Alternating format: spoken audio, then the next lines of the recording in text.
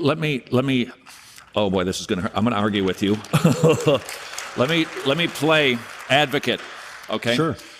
Here's your problem. You like organs and cellos. This is our way of expressing ourselves in worship. Mm-hmm. Why would you judge something that is so clearly filled with the Spirit?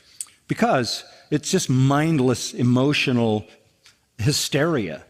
It's just hysterics. It's mind-numbing hysteria. It's not about worship. Let me explain worship in a simple way.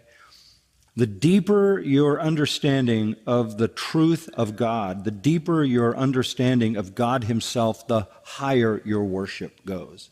Worship is directly correlated to understanding. The richer your theology, the more full your grasp of biblical truth, the more elevated your worship becomes. Low understanding of God, superficial, shallow understanding of God leads to shallow, superficial, contentless hysteria. You can whip that up. You can create that kind of frenzy. It has nothing to do with worship. It isn't worship. It's not connected to worship. It is sheer hysteria and a mindless expression. You've been singing hymns this week. Why? Because there's rich theology in hymns.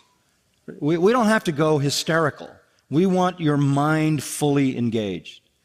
Hymns, I like hymns. I don't need to hear fire, fire, fire 1,000 times. I don't need 7-11 choruses, 7 words 11 times over. I need to advance the doctrine. I need to advance the richness. I need to deepen the truth and broaden the truth. And hymns have verses, not just 5 words repeated and repeated and repeated and repeated and repeated, but never really with the nuances of theology. So,